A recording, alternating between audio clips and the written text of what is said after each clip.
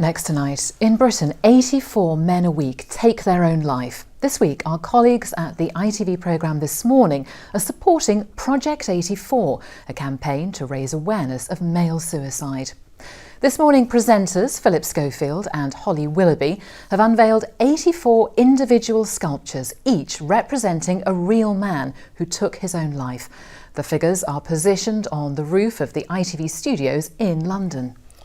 Now, Project 84 is an initiative by a group called CALM, the Campaign Against Living Miserably.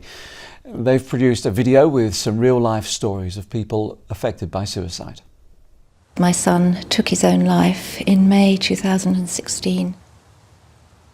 7 years now since my son took his life. I lost my brother to suicide. I lost my dad to suicide in 2014. I was Nelson's best friend. I'm here with my sisters because we lost our dad. Sometimes until it's at your front door, you don't think about it enough.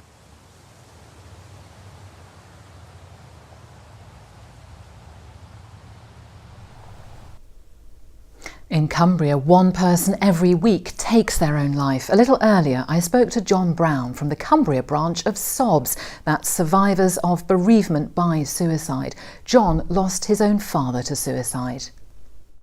John, thank you so much for coming in. How far do you think those 84 sculptures can go in changing attitudes towards male suicide?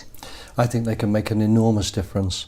You know, at the end of the day, people have been talking to me about it already who, wouldn't think about it in the normal kind of run of events. So it's definitely already raising awareness and bringing to the fore, a topic that's normally very much hidden. Why is male suicide such a difficult issue to tackle?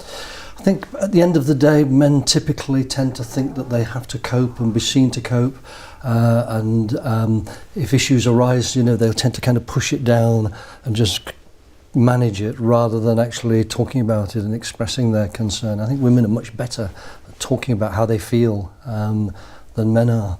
Now, in both Cumbria and southern Scotland, suicide rates are higher than the national average. Yes. What are the particular issues that we do face in our region? Yeah, I think we have, we've got rural isolation, very, dispersed area. We don't have services concentrated in the way they are in towns.